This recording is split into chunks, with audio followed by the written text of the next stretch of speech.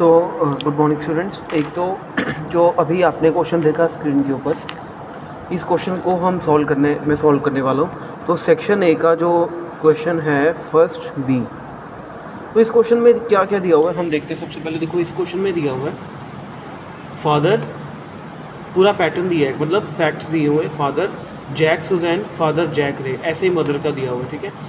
अब इसमें नीचे क्या दिया हुआ है, इसमें लिखा हुआ है ये चीज़ लिखी हुई है। क्या लिखी हुई है इसमें? लिखा हुआ है पेरेंट एक्स वाई, ठीक है, और आगे इन्होंने दिया है फादर, ऐसे ही दिया हुआ है एक्स वाई। एंड सिमिलर चीज़ है मदर के लिए, दैट इज़ यहाँ पे लिखा हुआ है पेरेंट एक्स वाई, और ये दिया हुआ है मदर एक्स वाई, ठीक है। अब वो कह रहा है कि ये जो फैक्ट्स आपको दिए गए हैं, इन फैक्ट्स को आपको रूल्स के हिसाब से बस आउटपुट फाइंड करनी है, ठीक है। तो रूल के हिसाब से बिल्कुल सिंपल सी चीज़ जो बनती है वो सिंपल आपको क्या करना है। अब जैसे फॉर एग्जांपल अगर लिखा मैंने फादर, मतलब ये दिया हुआ है क्वेश्चन में जो फर्स्ट वाला फैक्ट है, जैसे मैंने लिखा फादर जैक,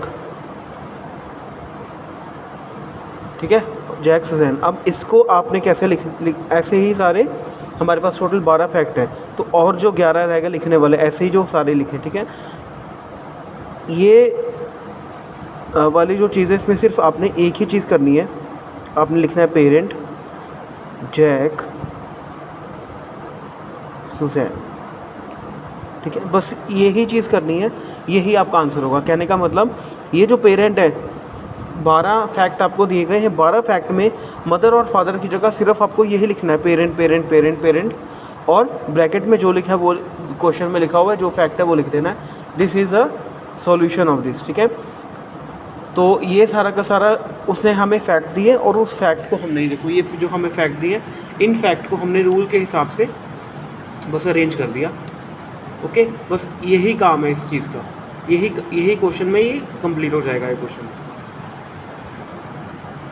एक बार मैं आपको लिख के दिखा देता हूँ।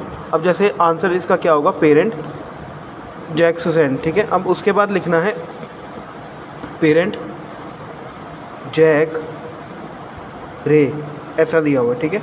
अब इसमें जो फैक्ट दिया गया हमें जैक रे, ठीक है। ऐसे ही देखो, ये वाला जो फादर है इसकी जगह पेरेंट लिख दिया, फादर, ये सारे फादर और ये सारे मदर, इनकी जगह बस आपने लिख देना पेरेंट, क्योंकि रूल के हिसाब से वो पेरेंट और फादर इक्विवेलेंट बन रहा है, तो हमने ये पेरेंट लिख देना। तो 12 बारी आपने 12 फैक्ट्स में आपने मदर और फादर की जगह पेरेंट लिख दिया, काम खत्म। तो ये है इसका आंसर।